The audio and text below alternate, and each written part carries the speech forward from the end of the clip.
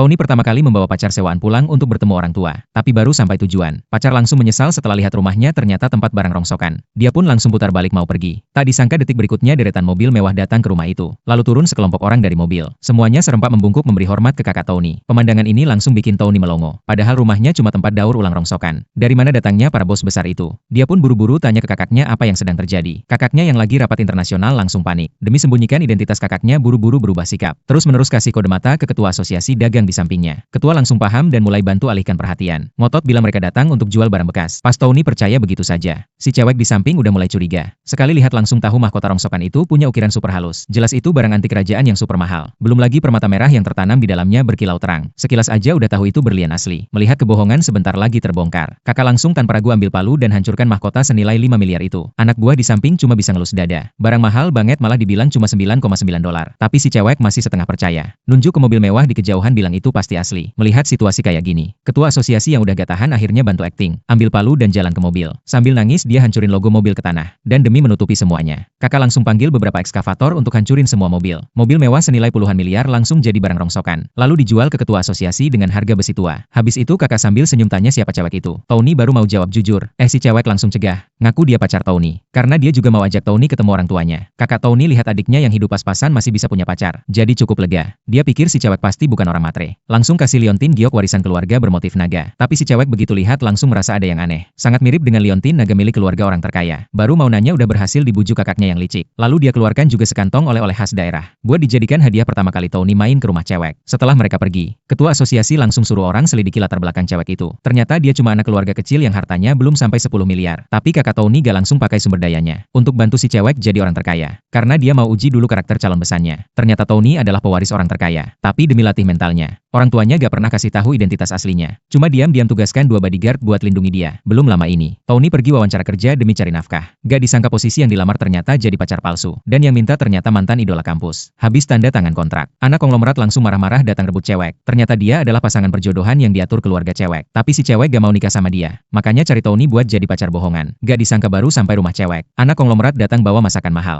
Langsung sindir Tony pasti belum pernah makan kaviar mewah. Tony malah bilang rasanya mirip selai buatan kakaknya. Anak konglomerat pikir Tony ngawur. Lalu bawa keluar steak berlapis emas buat pamer. Tony cicipi lalu geleng-geleng kepala. Bilang di rumahnya ada beberapa tong daging kayak gitu. Anak konglomerat makin marah. Lalu keluarin ginseng ratusan tahun yang cuma keluar 1 batang tiap tahun. Tony malah ketawa. Bilang itu cuma acar lobak buatan kakaknya. Anak konglomerat langsung murka. Dia ambil liontin warisan Tony dan banting ke tanah. Gak disangka begitu liontin pecah. Tanah langsung bergetar dan balok rumah bergoyang. Di tempat lain kakak langsung merasa adiknya dalam bahaya. Dia pun segera bawa anak buah datang bantu. Tanpa tahu kalau anak konglomerat lagi paksa Tony buat berlutut. Tapi pas dia mau paksa Tony, tiba-tiba ada